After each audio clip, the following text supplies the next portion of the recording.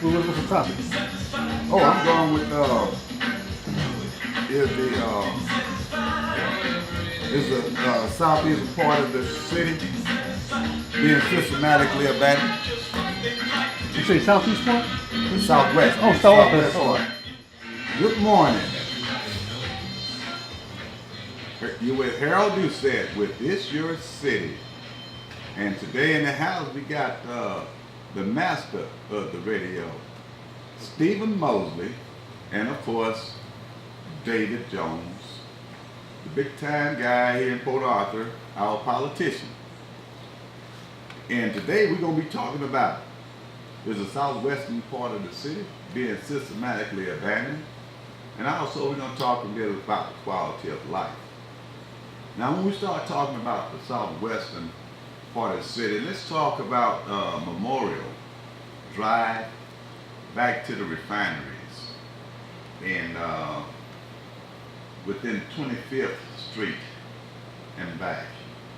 As we pass through this portion of the city, one can actually ask itself whether it's abandoned or being abandoned. And you can tell just by the appearance. If you ride starting from Memorial Drive going east and north, you may find homes that are not well kept, but you don't find as many homes that are abandoned. Now, in order to determine whether the city is being abandoned or not, there is indicators. You know, when homes become unsafe, a blight, normally within cities you tear them down. Now, I rode through this portion of the city we want to talk to today. And one thing I'm looking forward to is the second round of I-2 money for demolition. And we're going to get over $2 million for demolition.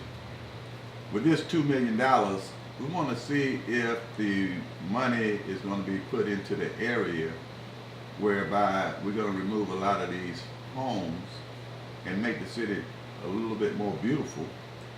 So that's something that we could pay very particular attention to. And Ike money is normally aimed toward your portion of your city that they call economically deprived in a way. And you can find out if you're going to place it there by simply looking at what we're going to do at the time. These homes will always appear to be in a demolition state. However, when we get rid of them, we will be able to maintain that type of appearance and be able to continue to take them down without Ike money. You know, it's unfortunate that we had to wait for a hurricane to come through for us to start getting funds that we can make an impact on getting rid of some of these homes.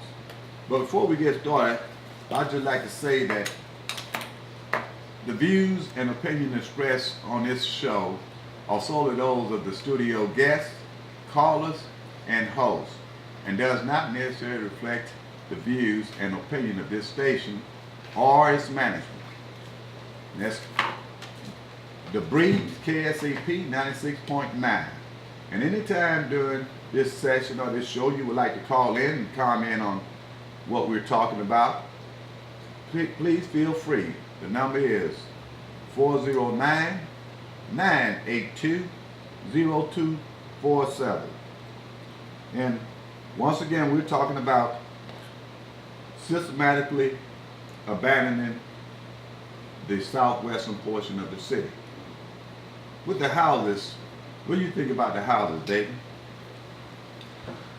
Personally, I think the houses are in poor condition. Something needs to be done as far as like taking care of them or demolishing them, basically. We can see that there isn't any money going into the west side anymore, and that people are moving more towards the mid-county area.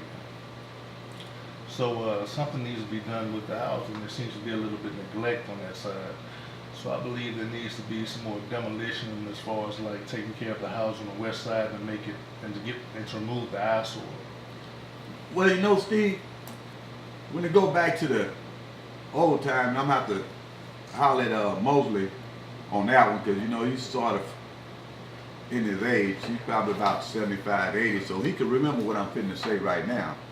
You know, when I was growing up and lived on the west side,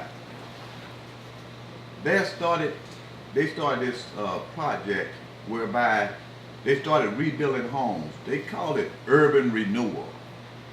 You know, and during that time we were moving from the west side to the east side because they had nicer homes, and the west side had a lot of sharpshooters, or they had houses whereby you had two families living in them, where the house was set up so that you had one family living on one side and another family living on the other side. So a lot of families who were able to started moving eastward in order to have a home where they lived only one family in that single home. But it was urban renewal. And you go back to the west side right now and you'll find some remnants of that, where you still have some homes you can see that were built, that were brick homes, and you see roads like Marion Anderson from Gulfway Drive to 19th Street. It no longer exists. You just close the whole section off, and you don't have the road. So that was what you call redevelopment and improving an area as opposed to abandoning an area. Although people were moving away, there were still things being done that caused people to move back, or people to continue to build and live in the area. Now, that area can be developed. There are people that would live on the west side. The problem you have is finding an area whereby the property is kept and maintained in a fashion that will encourage or will at least allow a person to build a home. A person sees an area where they might want to live, but there's 2, 3 houses, maybe in a block, that are abandoned. That automatically tells the person, well, I'm not going to live, I'm not going to build there. So one of the main factors we have to really take a look at is, what have the city done in order to encourage and entice individuals to move back on the west side? Well, in most cities, they use what they call a weed and seed. And they use the term weed and seed simply because it means cleaning out the bad and bringing in the good. Or before you could fix it, you got to clean it. So the first step to revitalizing the west side is, one, you have to take a look at cleaning it up. And cleaning it up simply means getting rid of these dilapidated houses. Then that brings us to the next step, the property. We have a lot of property that is abandoned. We have a lot of property that is owned by individuals who do not live on that property, live other place within the city or outside the city, but they own the property. But they do not maintain the property. And they don't maintain the property because they don't live there and they don't have to look at the site of it. So you have a lot of abandoned property, grass growing, weed. Now, how does this impact on individuals? Well, no one wants to move into an area where there's a lot of unkept property, a lot of grass growing on lots and stuff. But those properties that are not maintained, I venture to say that perhaps 75% of them don't even pay taxes on it. Which, having served on council, I know that we have a lot of people who are not up to date on property tax. And property tax is the basis for our revenue here in the city. And when you have a lot of people that are not paying the property tax, then you're losing revenue. So, in line with revitalizing, we have to get people to either do their responsibility and their portion of the revitalization, and that is, if you own property, maintain your property. And if you don't maintain your property, then we're going to have a problem. And that problem will be, you'll have an area that is unsightly, blight, or one in which someone will not want to live. Or individuals who live in the area may choose now to leave the area. So you have to take this in consideration when you're talking about what do you do in order to prevent abandonment or prevent people from leaving. Then we go to infrastructure. The infrastructure. We know that the area of the city that I'm talking about is the oval part of the area. In fact, some people normally trying to refer to it as Old Port Arthur now. What you think about that, David? Old Port Arthur, New Port Arthur. Personally, I think they're silly. But I really think Mr. Doucette, in order to bring the West Side back how it was, it needs to be a made plan with short-term and long-term goals and specific attainable goals that we can do and people to see to actually redevelop the West Side.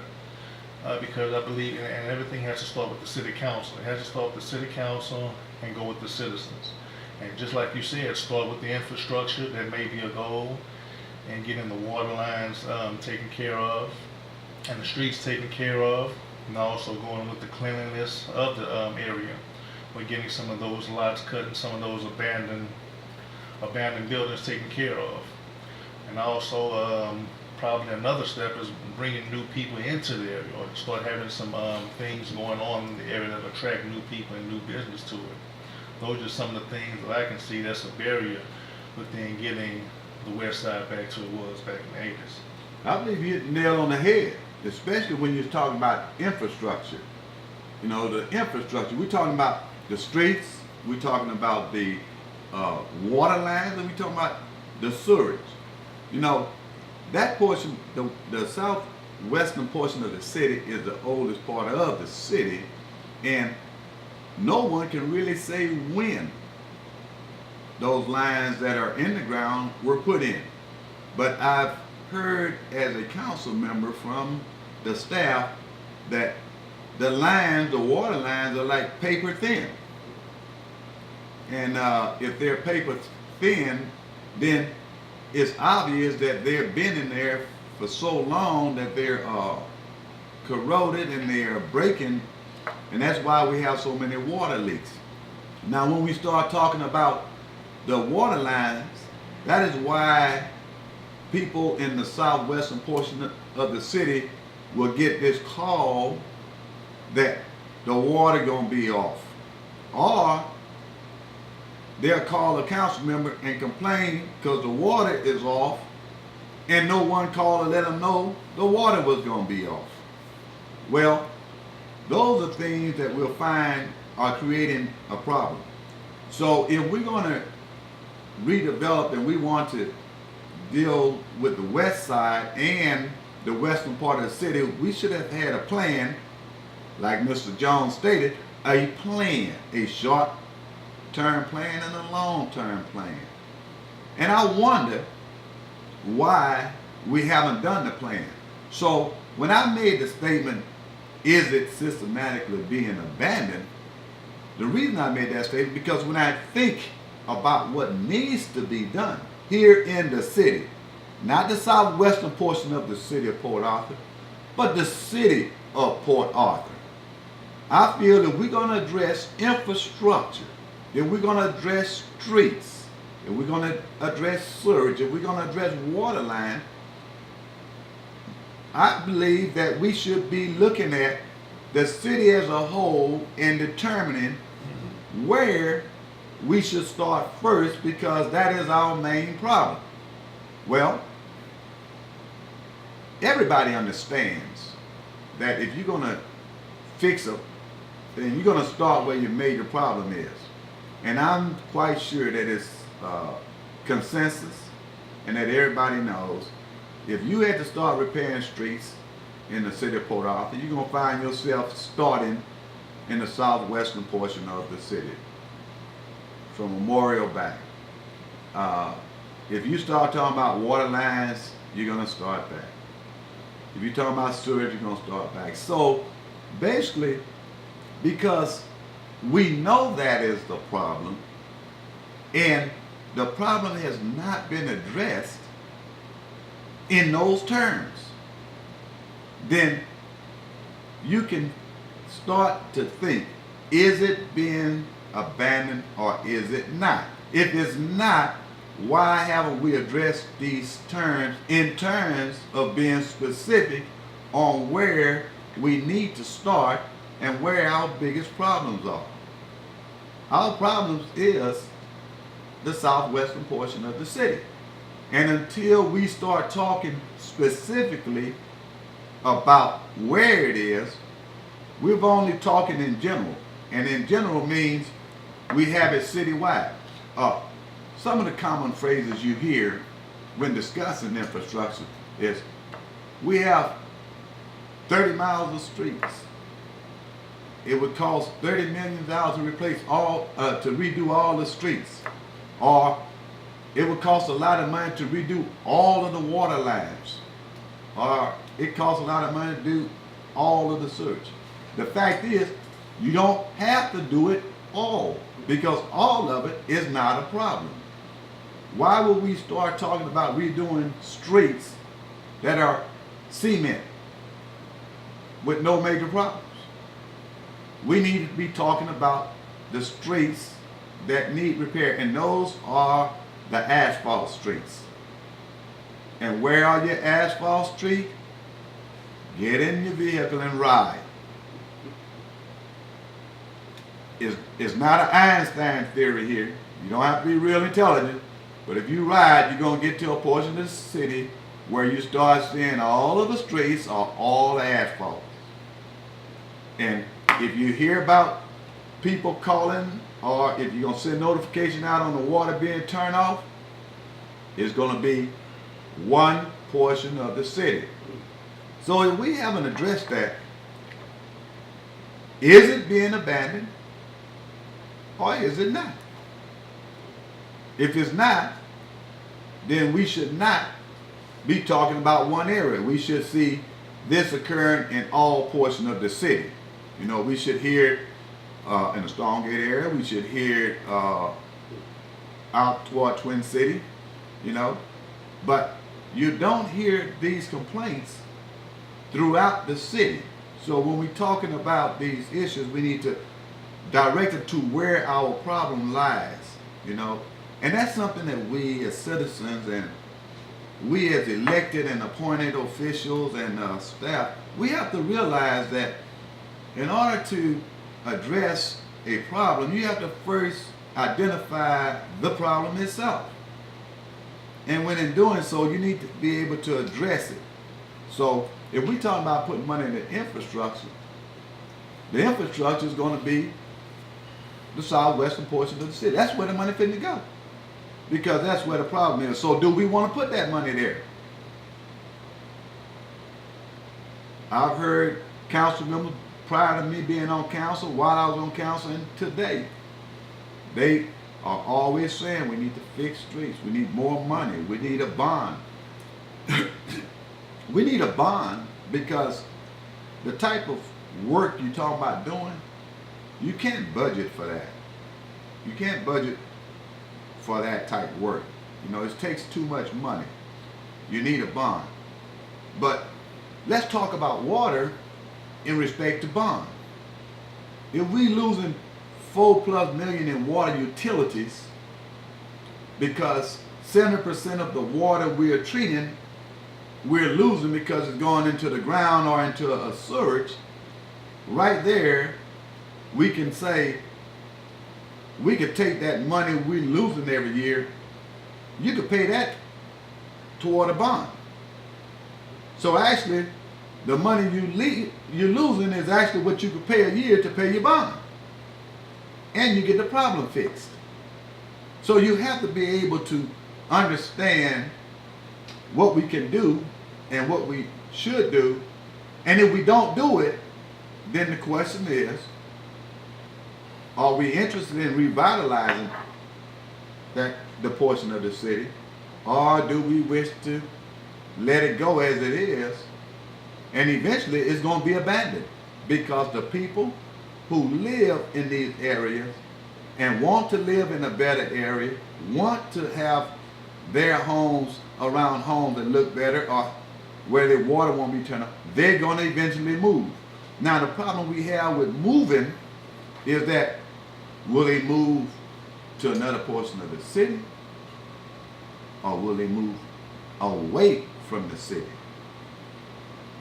So now we start talking about migration. Everyone keep wondering why our population decreases. It's simple. People get tired of being in a city whereby they ride around and they get disgusted. So if we want to stop the migration, want to revitalize, then what we have to do is we have to do things that appear to be more of revitalization than abandonment.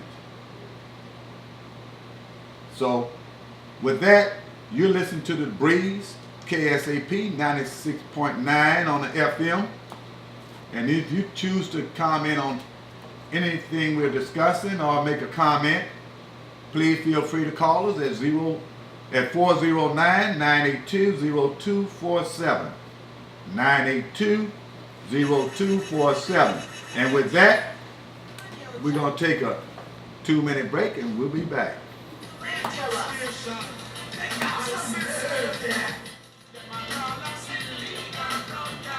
All right, we're back with This Your City with former Councilman Harold Doucette, and we have a caller. Caller, you're on the air. Yes, good morning, Mr. Doucette, and to Mr. Jones, and also Hey Flash, how you doing? All right. Doing good, brother. Speak up. Can you hear me? Yes, hear you now. Okay. I have a couple comments to make in reference to what you're talking about, and it's not to be disagreeable, but just to try to put some historical insight into this. The thing is that when you were talking about urban renewal, it was urban renewal and model cities. And the sharpshooters were single-family dwellings. The duplexes were double, 2 families in each side of the places. Now, when we talk about, and I have spoken to one of the candidates that was running for council, who is on the council now, and I had also spoken to Mr. Harold Doucette when he was on council, and also Councilman Scott, about a concern that I had about the renewal, the city planning of people talk about rooftops all the time and taxes. And I asked the question about the Homestead Act. And it was about a year, maybe a year and a half ago, and none of these people ever got back to me to try to explain it or give a answer to the question. My question is this: when we talk about demolition, and it's the same thing that happened in other cities, one in particular, Detroit, and we almost lost Detroit. The thing is that when you talk about demolition and some of the homes that are being abandoned and then refurbished by foreign nationalists that come into this city, there is quite a bit of refurbishing and remodeling of existing homes that were abandoned for years by foreign nationals. Now, my suggestion is this, is that rather than using money to demolish homes, if we took an effort to create low interest home loans for and tax exemptions for a period of time, like a sanction to homes that are and can be refurbished, remodeled. There are many people in the city, and I pass through, like you say, from Memorial Drive all the way back to the west to across Houston Avenue. Not so much across Houston Avenue to the original historic west side, but from Houston Avenue up to Memorial. There are quite a few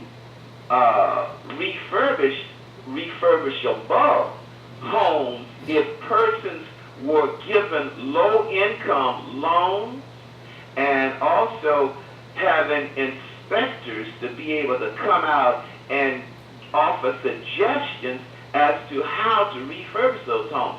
The Mexican and Asian nationalists are doing it all the time. However, there's no information coming from the city, Southeast Texas Regional Planning Commission, city manager, or political officials to low-income persons who are renters who would love to have handyman specials. There are homes that are being sold by owners with really predator type prices on them. Banks have already redlined certain areas in the city of Port Arthur, and the city of Port Arthur in the past, I don't know if it still does it, they have had a weed and seed program, which was directly mostly to drug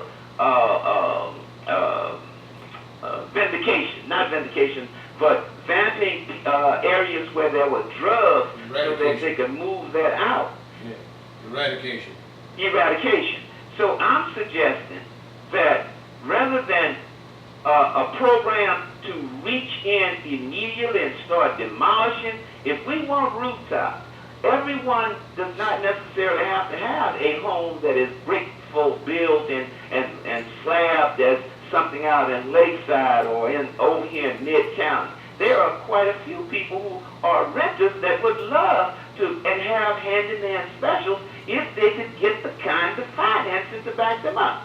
Thank you, and I'll hang up and listen. Well, I get what you're saying, and a lot of what you're saying, I've had a lot of people tell me that too. A lot of seniors would love to be in their own home and not in some of these complexes because in some cases as the rent continues to go up, what you pay in rent there, you could use that same money to pay a house note and, That's right. And things are repaired around the home.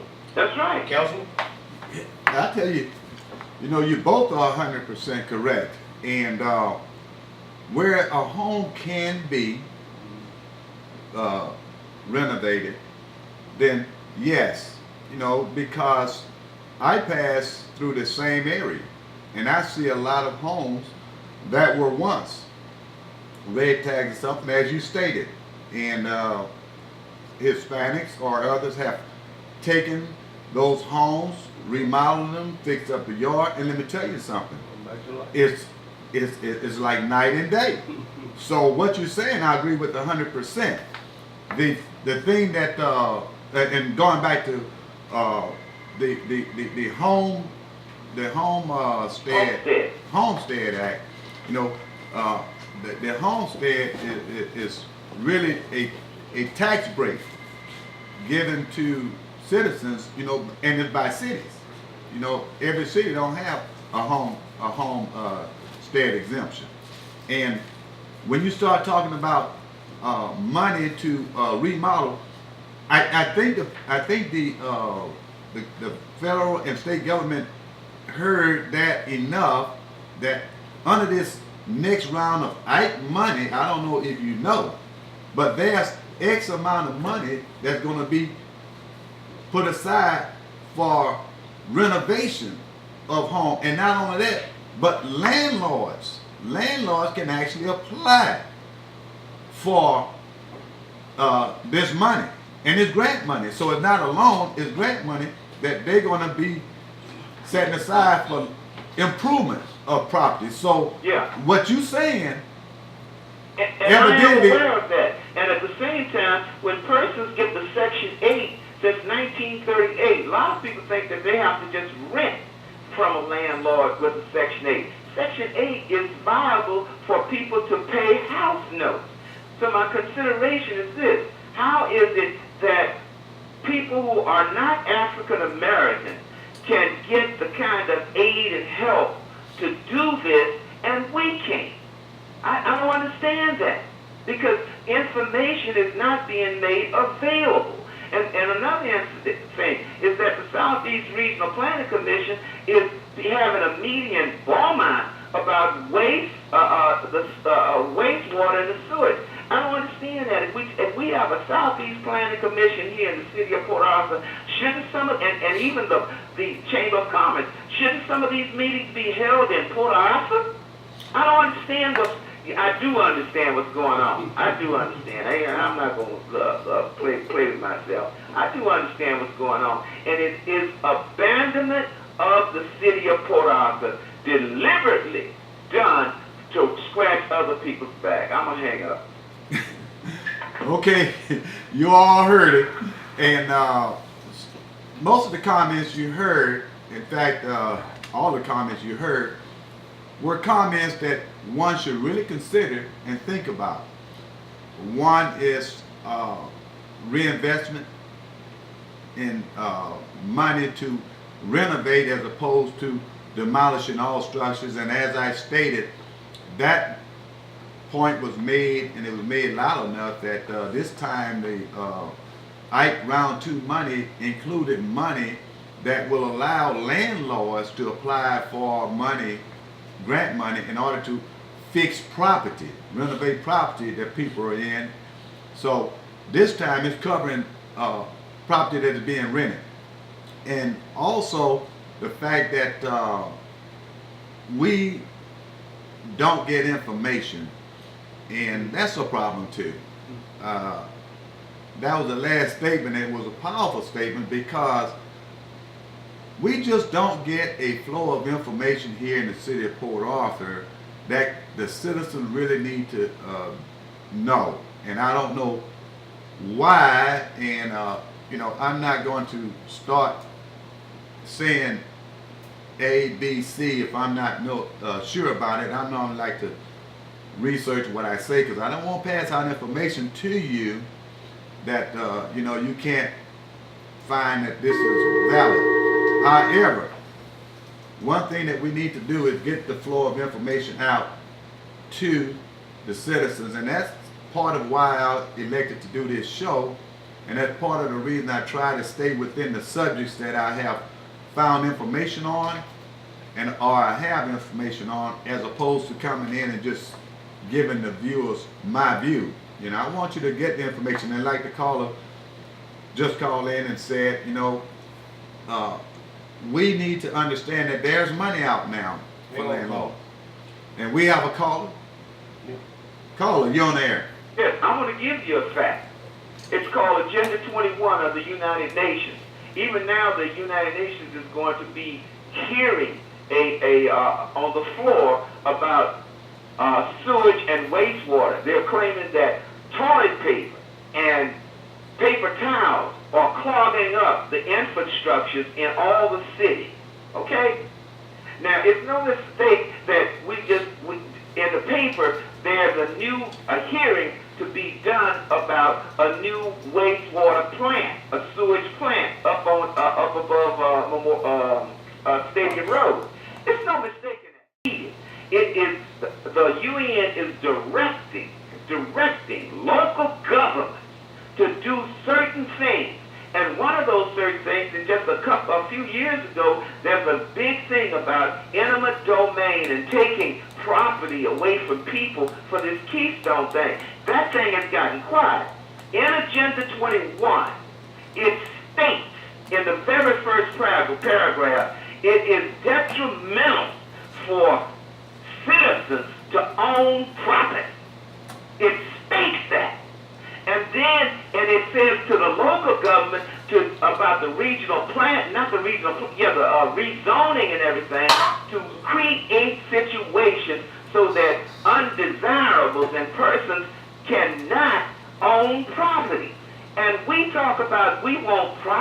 the owners, and that has been a systematic thing throughout the history of this country that African Americans would not own property. Now that's a fact. It's historically, and it's right on Agenda 21 in the UN statement. Thank you. Thank you, caller. And once again, you know, those comments are directed toward our subject today is the southwestern portion of our city being systematically abandoned. And once again, you listen to the Breeze Radio KSAP 96.9 on the radio dial. And any comments you wish to make, you can reach us on 409-982-0247. And with the last comment, we're going to take a hot 2-minute break, and we're going to be back because we get a solid comment today. Okay, we're back with It's Your City. We're talking about, here's the southwestern portion of the city being abandoned. We talked about their houses and properties, infrastructures. We talked about migration, individuals getting to a point where they no longer want to live in the area because of the blight and that upkeep situation, or the way the people are addressing the issues. Now, along with the migration, infrastructure, property, and houses, what about development? That's the other portion to kind of answer that question. Is it being abandoned? Well, development. That area has been discussed about redevelopment, particularly the west side from Houston Avenue westward, for at least 13 years that I know of. I've been back in Port Arthur 13 years, and when I first got back, that was the famous 2 terms, West Side revitalization. And in 13 years, what have we done? You know, we've had a gas station that was built on Grannis and Guffway Fuel Depot. That was strictly a owner's decision. We've had a developmental center built on West 7th Street. That was Motiva's way of giving back to the community for their big expansion and doing something for the people on the fence line. The clinic is a result of a company out of Houston wanting to do a clinic on the west side, and it was decided by city leaders that this company wasn't the one that they wanted to go with, and eventually it got to the point whereby the city, along with Valero, got together and Valero funded it, so we got a clinic. But when we talk about what have the city done, what have the city done to revitalize that area, then you have to answer the question, what have the city done? I have my views, but like I always say, you can only see what comes into your view, not what's in my view. And in this case, we need to take a look at what have the city done. Now, I'll leave the west side. I'll go back to Memorial westward. What have the city done from Memorial westward?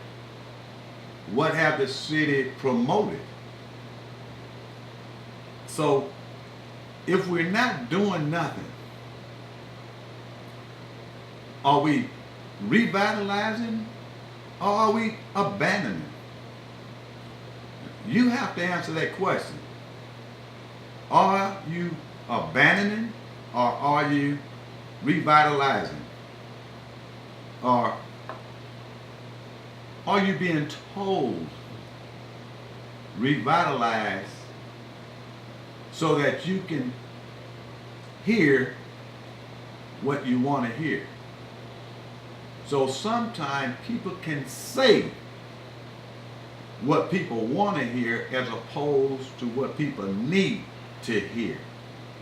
And when that is being done, people have a tendency to have hope because that is what they want. But when you sit back and you look at it, is it actually being done? Goes back to what Mr. Jones said. If it's going to be done, you need a plan. You need a short-term plan and you need a long-term plan. And if you haven't developed a short, long, or any type plan to execute in 13 years that I know of, is it a redevelopment? Is it talk about redevelopment? Or is it abandonment? Because no matter how long you talk about fixing the streets, tearing down the homes and cleaning up the area, or redeveloping the area, until you actually see it occurring, is it a fact or is it abandonment? So if it's not abandonment, then evidently we should see some actions or things happening that we can actually associate with redevelopment. You know, we keep boasting about a redevelopment center, a clinic, and a gas station, but we're talking about things that we really didn't institute a fund. What are we doing as a city? You know, what are we doing as a city? So, for some reason, we have to ask ourselves what needs to take place in order for us to feel as though we're going to revitalize. Because Carver Terrace being moved from the west side to 365, we find out that most of you, a lot of school-age children from the west side lives in Carver Terrace. So when we move it, we're moving a lot of school-age kids.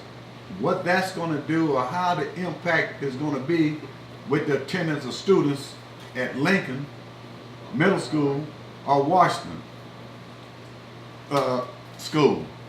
You know, that's a negative impact on the population for those schools. Evidently we struck a nerve. We got a caller. Okay, caller, you're on. I hate to belabor the point, Mr. said. Like you said, 13 years. 35 years ago, 30 years ago, almost, Mr. Walter Mosley, Sr. wrote what was a political figure in this city, along with Mr. Kitts and several others. And also, Bay Lewis was a protege. Mr. Walter Mosley Sr., and it is documented the very fact of what the plan that we talk about now. The city has always had a plan. Politicians have always had a plan. And that was to get rid of black folks, to disenfranchise them, keep them segregated, and end poverty. And if you think I'm jiving, read it. Mr. Mosley has it there in the archive. He tried to expose that to the people over 4 years ago. I remember when I was coming up, and there's a lot of senior citizens out there that knows what's going on, but they won't speak up. And political figures, or through their ignorance or either through their design, is carrying on that plan that was created by Sadler and the 100 up here in Port Arthur years ago. Now, let's stop playing with ourselves. Let's stop playing with ourselves. We can talk, and I'm not giving a commentary. I'm telling you facts because the information is there. I'll hang up and listen. Well, once again, what you're saying, we have information that you can give that says that, and if you follow along what we're saying, basically, you could come to that conclusion because the area you're talking about is mostly inhabited and people in the area and the communities are black. However, you know, I'm here to stir people interest enough to look into these things and consider these things, and if they do, then I'm quite sure they're going to come up with the same conclusion you and I have. But I don't need to tell them what it is. They should realize what it is. They should realize when I say from Memorial West, they should understand Memorial West, I'm talking about minorities, communities, okay? When I talk about not doing nothing in the infrastructure, the streets and the road, I'm talking about minority communities.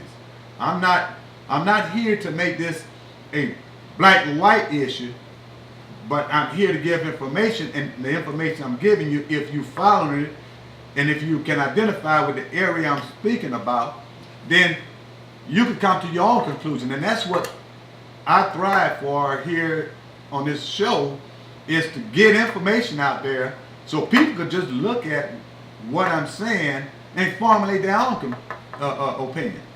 I'm not going to sit there and tell you that it's not helping or not doing what needs to be done in the black community as opposed to white.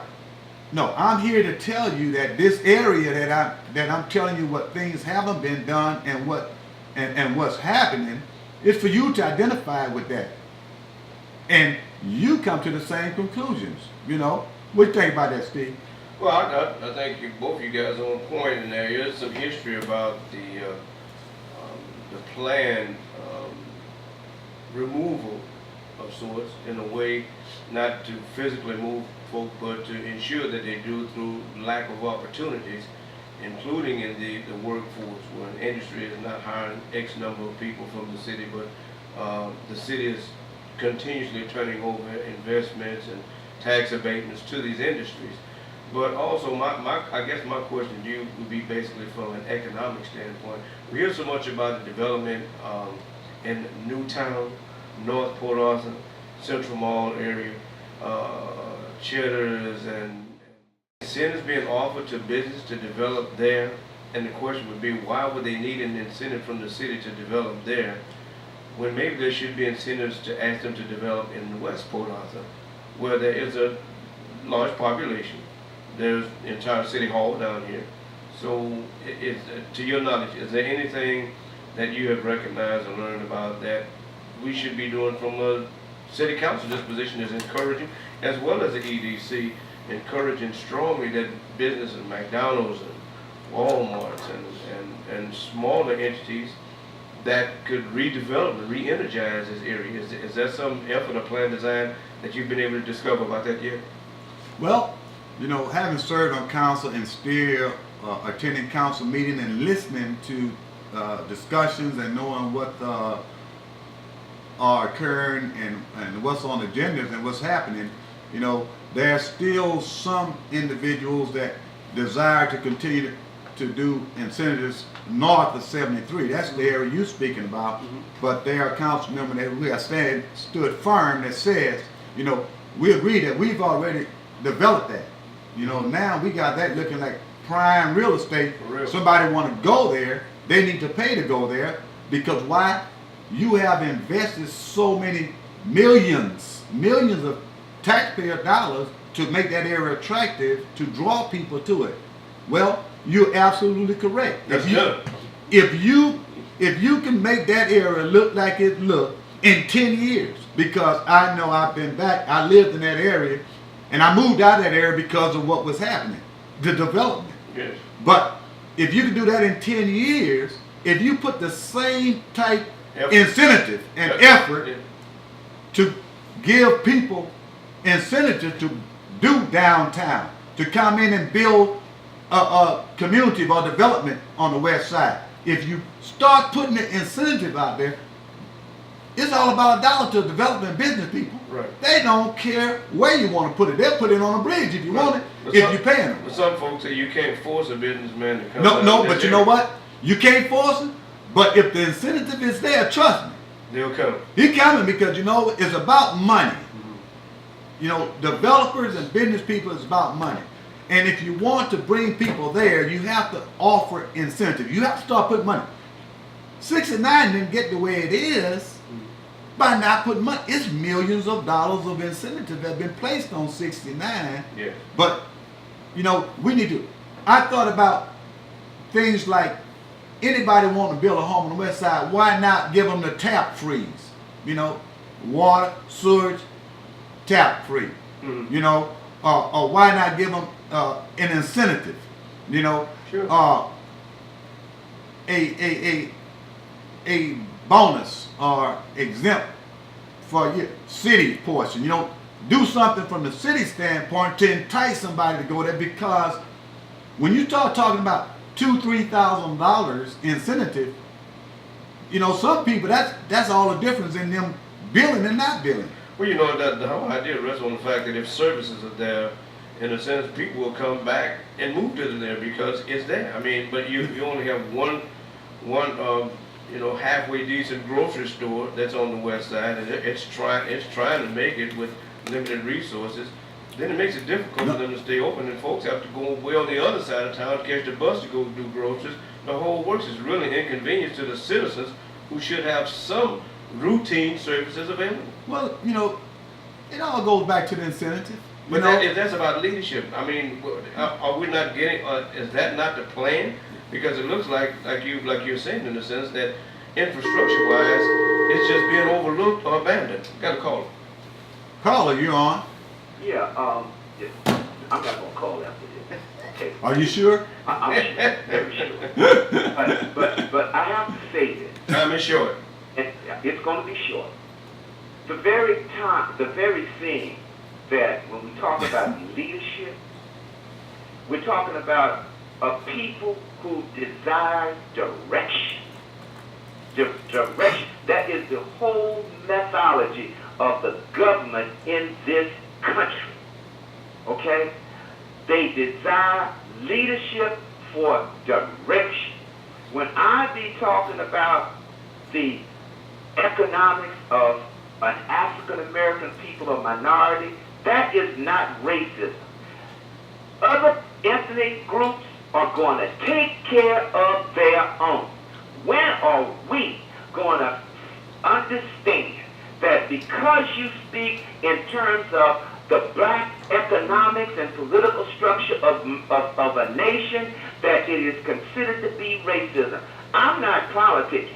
And the fact of it is that just because you don't want to stand up and give people direction and tell them the truth, then you ain't no leader. Bye. There you have it. Well, we say that we want to talk about the not being racism and not politics. I don't know where all that comes from, but the matter of it is, when you talk about issues, you don't have to talk about racism or you don't have to put it in those terms. I feel everybody knows what you're talking about and identify what you're talking about. It's all about the issue, not the race. The race got nothing to do with this area we're talking about being blighted. Race has nothing to do with rebuilding. Race got nothing to do with want to revitalize or renovate. But the fact is, when people talk about issues, then when you look at all that is associated with the issue, it speaks for itself. There's no need to go whereby another direction. If we're talking about revitalization or abandonment, you know, we're not talking about race. If we want to talk about race, I'm quite sure that those issues could be discussed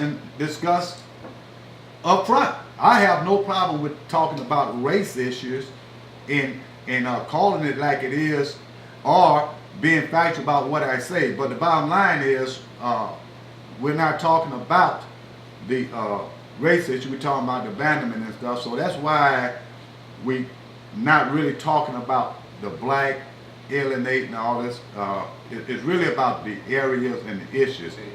And like we said before, I think before we got the call, we was on revitalizing the downtown and west side, and like Mr. Moses was saying, the key to it is incentives, because whenever the city takes the approach of we're going to invest in it, when you start investing in it, you better believe something's going to happen, because now you're putting dollars in it.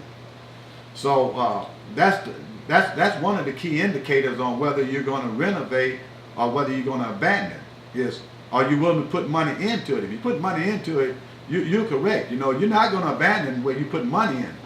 And are you doing the necessary things to ensure that the area become revitalized? You know, are you taking the steps of clearing out the abandoned homes and having people that have property maintain the property and collecting property tax, because that's when you can get revenue in which to reinvest back into the area. So all these things one can consider, and when considering those, one have to ask oneself, is that portion of the city being abandoned, or is it being revitalized, or is it just there? So those are questions that we wanted to pose to you today, and hopefully with the discussions we had good information called in from our caller. I want to thank our caller today. He gave us a lot of information that he researched. I want to thank David Jones for his comment, and we even got Mr. Mosley involved today, which is surprising. So hopefully next week we'll have somebody else that want to get involved, and hopefully we get this thing going. And until then, we're going to say like we always say, this is The Breeze, KSAP 96.9 FM on your dial.